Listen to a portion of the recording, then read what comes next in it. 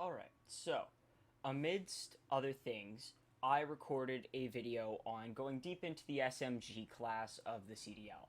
And I realized that there was a big gap in the information that I was putting in my videos.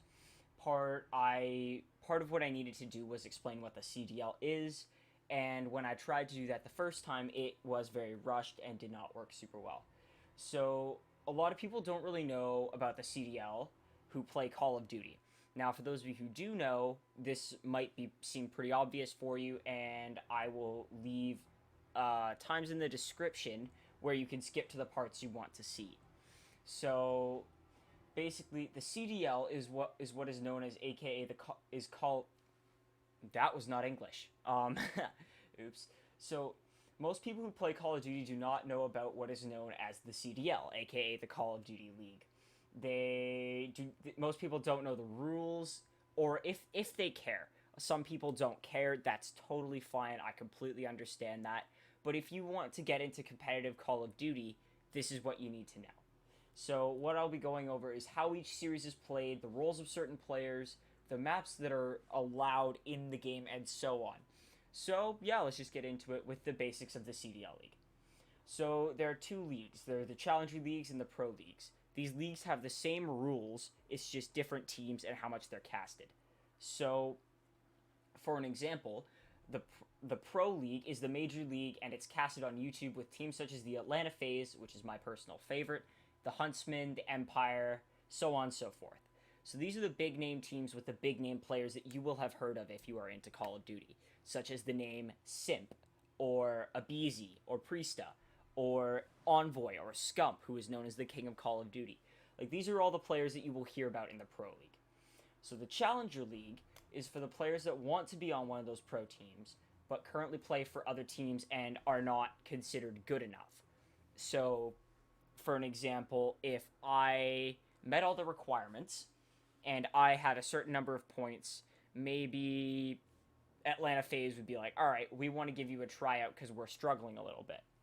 And then they would bring me up, they would scrim with me, and they would test me. And if I was good enough for them, I would be put on their base roster, meaning that I would be considered like one of their backup players. Now, these games and tournaments that the Challenger League players play in, you can win money, but they are not casted.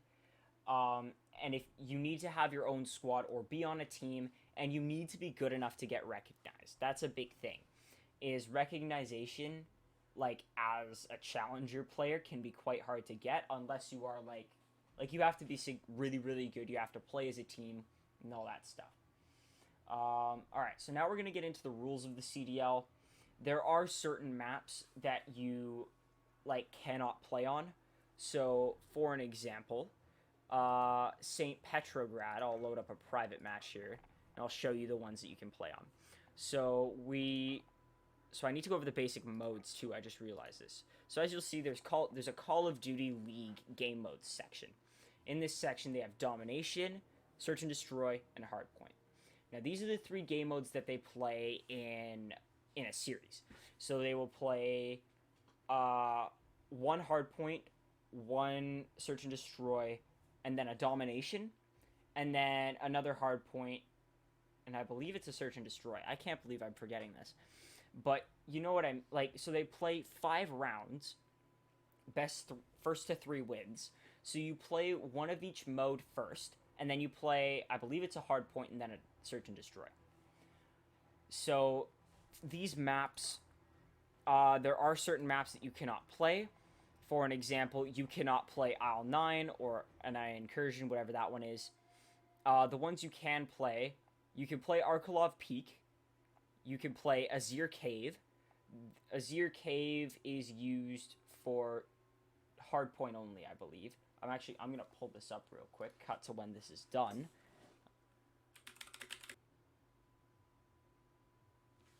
Alright. So now that I have this list up, for hardpoint, you can play on Azir Cave, which is right there, now that I can see it. I'm just going to go over all the ones that I see. Arkalov Peak, you can play for Search and Destroy only. You can play Azir Cave for Hardpoint.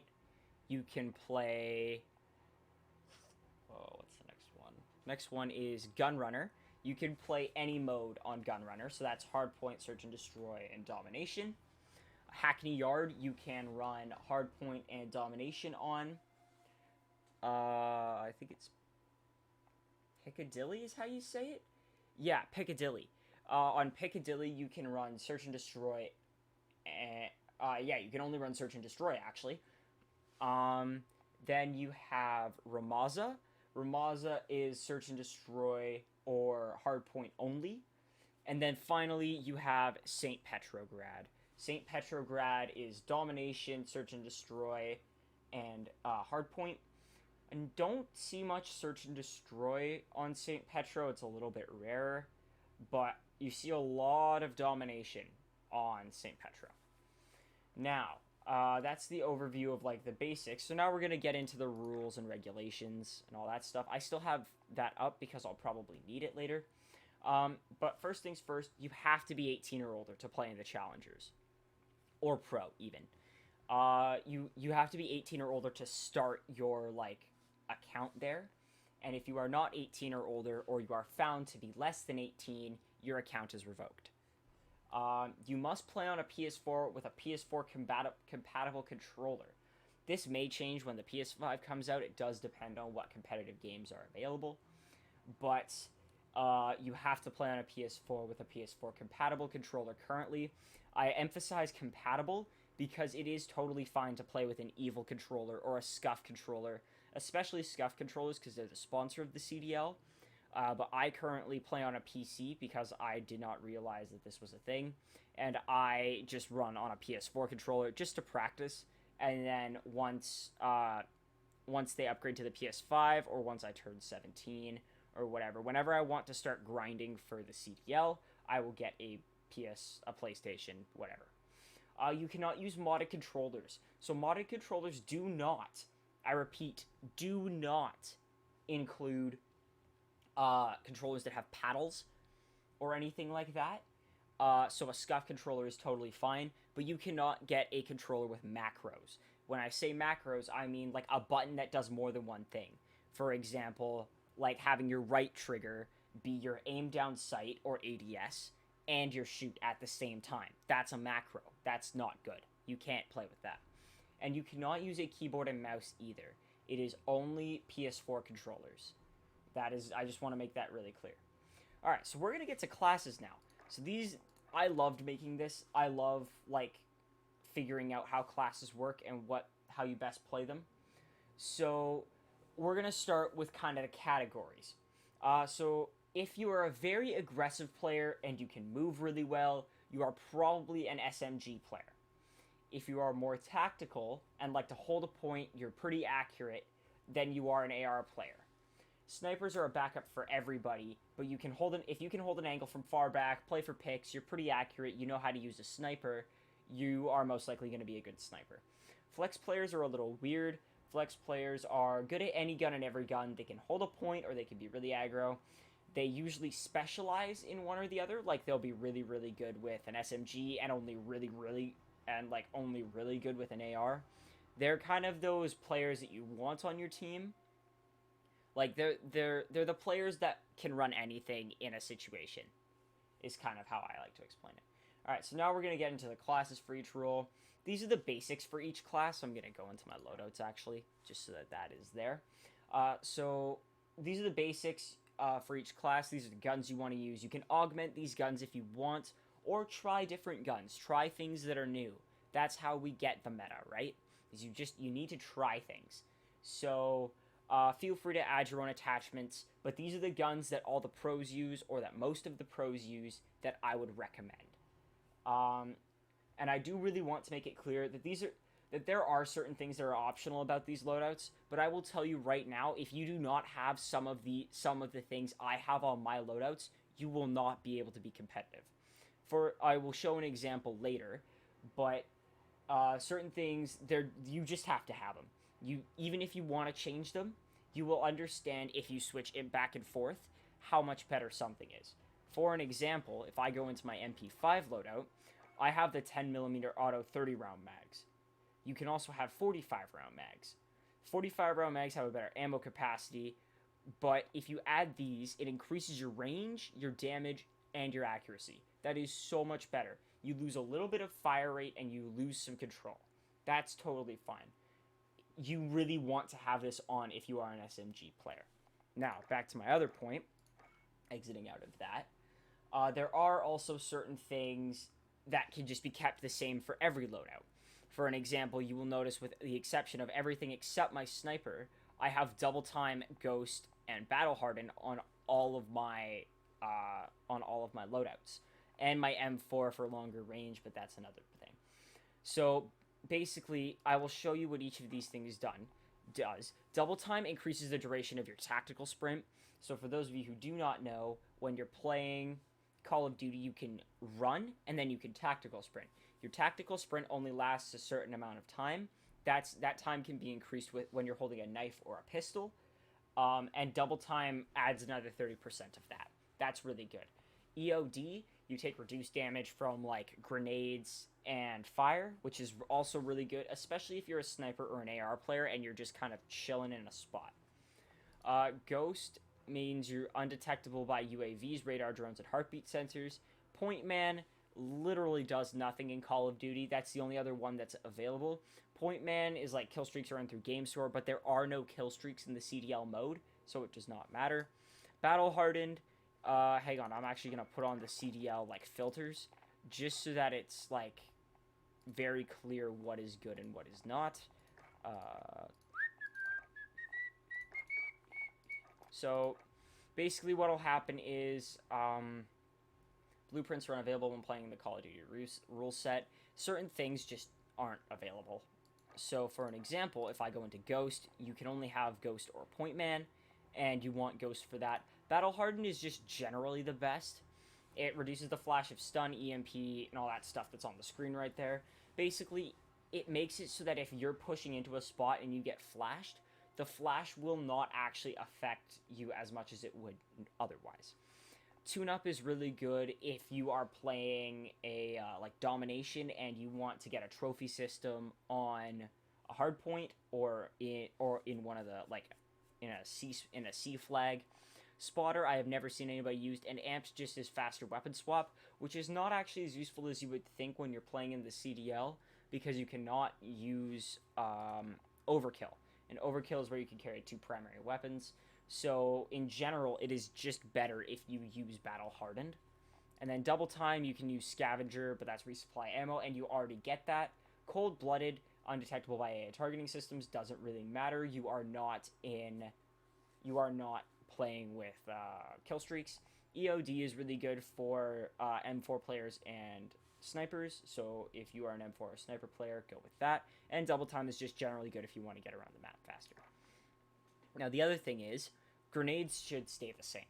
So always use a Semtex over a frag.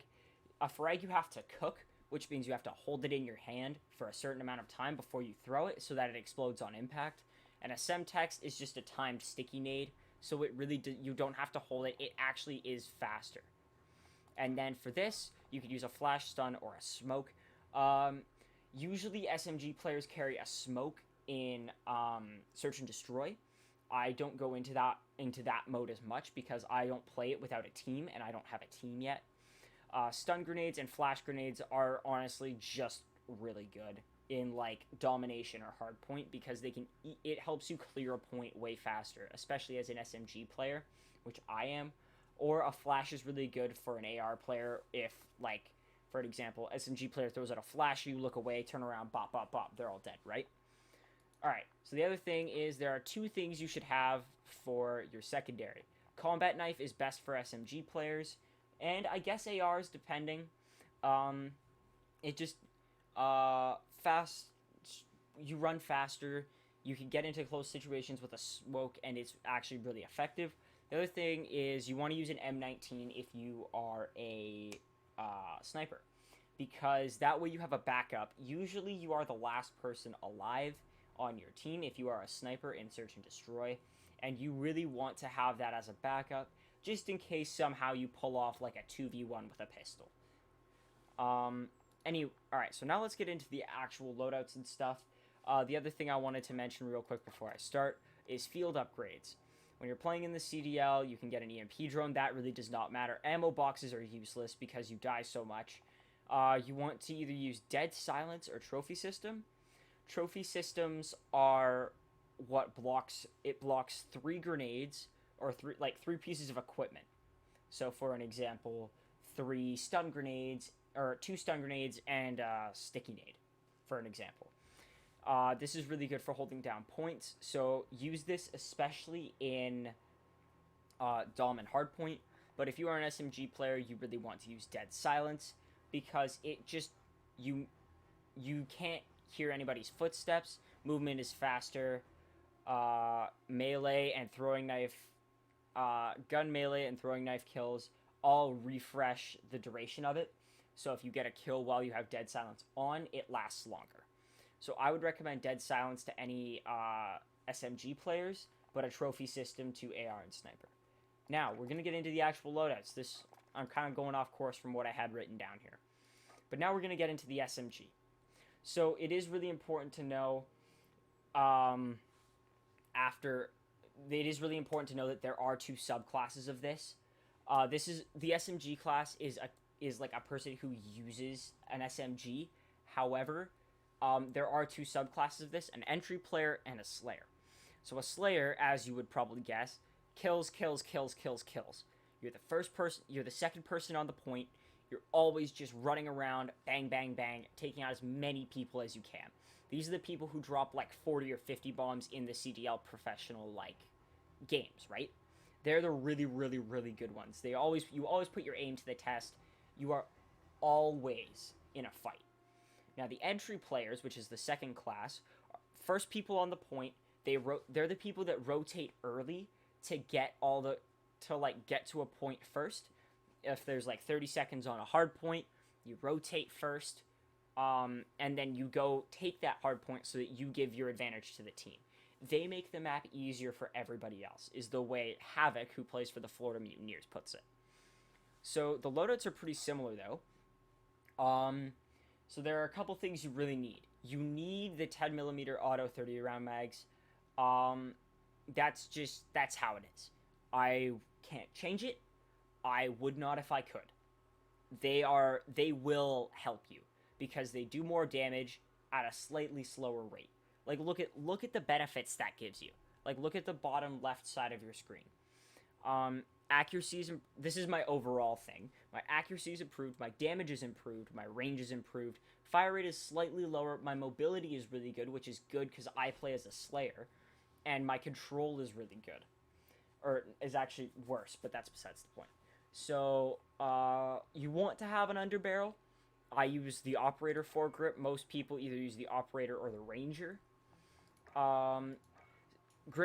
Rear grip, you do really want to have one of these. I use the faster ADS and sprint to fire speed because I play a Slayer role, but a lot of people I know also use the granulated grip tape. Nobody ever uses the rubberized grip tape, let's be real. So I would say one of these 2 is your best bet. This is where things get a little bit iffy. Actually, that's not true. This one you do really need if you are a Slayer or somebody who needs to move fast. You want the FTAC collapsible. As it says, the ultimate run and gun modification, when agility is more important than precision. And the thing is, if you're a Call of Duty player, you usually are pretty precise. And then this is where things do get really iffy for me. I don't use a barrel. I know some people that do, but they mostly use the light over the mini because the mini is so much worse. You would either use the FSS light, which I do not. I use sleight of hand. Now, this is not a common decision for people. I find that I get killed more when I'm reloading than I do in just a legitimate gunfight. So I always have sleight of hand so that I can bang, bang, bang, bang, bang as fast and as good as I possibly can. That's part of the thing I have as a Slayer, is I play such a fast pace that I need to be able to reload quickly. Alright, so that's the basic SMG rule.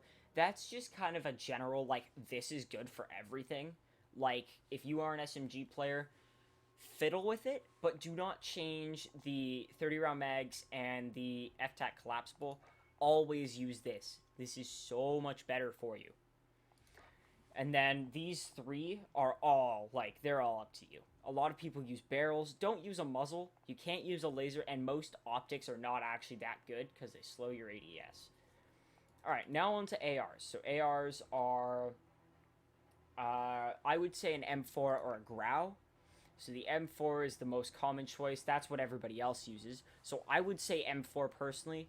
Graus are only for that specific situation where you need that really fast damage and everybody's pushing a specific point. That's kind of when things get desperate. So for M4, you have to have the stock M16 Grenadier. This increases your damage, or your damage range, your velocity, and your control, while reducing recoil, or your ADS and movement speed. The ADS and movement speed, ADS is a little bit bigger of a deal, but movement speed does not matter. Okay? Usually if you're playing an M4, you're running a combat knife as your second. If you want to run a combat knife as your second, then you're faster anyways. It does not matter how fast or slow you move with your AR. Again, you want a foregrip. I would recommend definitely using a foregrip. Up to you again. I would say Ranger or Operator again. I use the Operator foregrip, even though, like, because this one is slightly better than the Ranger one is. Alright. Ammunition. You cannot... Can you even use... I don't even think you can use these two. I wouldn't even say use them. This makes you, like, an SMG player. And significantly reduces your damage and range. 50 and 60 round mags, again, up to you. I would not recommend it. This one, no. Just no. It's not worth it for the damage for a 10 round mag. Alright, again, rear grip, I use the stippled grip tape for a better ADS and sprint to fire. Rubberized grip tape, again, pretty bad. Granulated grip tape, again, pretty good. Up to you between the top one and the bottom one. Stock, I use no stock. This I prefer because it gives me a better movement speed and ADS. However, which one is it? I believe it's the M16 stock is significantly better when it comes to, like, just standing still and holding a point. So if you're just gonna stand still and hold a point, I would recommend either the M16 or the no stock, because, or like the no stock option, because it is, this one increases your movement speed. This one is better for just sitting and holding a point. This part is up to you, but one of these two is usually the best. Now again, I use sleight of hand. Not a very common choice. If you're going to use something other than sleight of hand, use the Cronin LP945 Mini Reflex, because that is what everybody else uses. It's got a good sight picture without, like, all the things that, like, make it actually so much worse. Like, it literally just reduces your control ever so slightly and increases your accuracy a bunch. So that one is up to you. I use sleight of hand for a faster reload, especially since I do not use a large ammo capacity thing. Now, for the final one, we're gonna go to a sniper. This one, I would say, I don't play it a lot. I'm not great when it comes to a sniper. I can use one reasonably well. Like, my reasonably well being, like, I can sit back and, like, take shots and get a bunch of pieces, like a 3-piece. But, like, the HDR or the AX50 are your best bets. The HDR is a, really good at long range. Slightly more damage, slightly better accuracy, for a lower fire rate, lower mobility, and lower control. So again, up to you. I use the AX50 right now, but the HDR is also very good. Now for a loadout, this one, again, up to you. Use a barrel that increases your range and control. Don't use this barrel at all, ever. No, not an option. The Singular Arms Pro is okay. 32-inch barrel is the best for that one. No muzzle. Underbarrel is only a bipod, and that's not very useful to you. Ammunition, I use 9-round mags. You can use a 7-round mag to increase everything. I'm actually going to switch to a 7-round mag. Again, grip tape, I use a better ADS and sprint to fire. Granulated grip tape for this one is actually quite good. Rubberized grip... Oh, wait, it's rubberized grip that's useless, right? Yeah, rubberized grip is useless. So these two are very good. I'm going to switch to that, actually. Perk, again, I use sleight of hand. I wouldn't recommend an optic. Up to you, though. And then stock, I use the marksman because it increases your stability, which is actually really useful because then you don't need to like steady your aim nearly as much. You can just kind of bop, bop, bop. The assassin is really good for ADS speed, but it ruins your stability, and you don't want that. Arms invader, good for movement speed. Again, really, really bad for stability. So I would say the marksman is your best bet. Now, this is the fun part. Also, I forgot to mention real quick. Always use a pistol as a secondary for a sniper. I mentioned that earlier. Just wanted to make sure that that is very clear. Now, flex players, again, as I said, I would go over them. They're a little bit different. They use both an MP5 and an M4. Like, they can use both reasonably well. Like, equally well, I would say. Like, you can run either and you're good at both. So, yeah, again, just use the same loadouts. Copy these loadouts down. The M4, the MP5, the sniper. And just refine them. Don't use the same loadout I do if you do not like it. It does not make sense for you to use a loadout you do not like. So if you have something that you really like that I do not like, go for it. Try it. Make my loadout personalized for you. That's the thing, is a lot of people copy like professional players like loadouts, right? That doesn't make sense because if you're not good with that loadout, it's useless to you. So I would just say copy these loadouts, refine them. As I said, flex players use both, so make sure that you are good with both if you are trying to be a flex player. Do not just work on one and let the other one go to hell. You really want to, like, you want these to both be very good if you are a flex player. Alright, so that's actually going to do it for the video. Thank you guys so much for watching. Like, it means a lot. I love it when you guys, like, watch and interact and comment on my videos. It makes me happy to know that people do really enjoy these. If you want to support me, though, please do subscribe. It is free. You can always change your mind later. And if you want to know when I upload, you do have to hit that notification bell. Just because YouTube hates letting anyone know about anything if they do not have a notification bell on. If you want to see more content like this, just leave a like. Let me know if the tutorials worked for you in the comments, and let me know what you guys want to see. Because if there is something that you really want to see in the comments, then I would love to accommodate that if I can. Yeah. Thank you guys so much for watching, and I will see you in the next one. I'm out. Peace.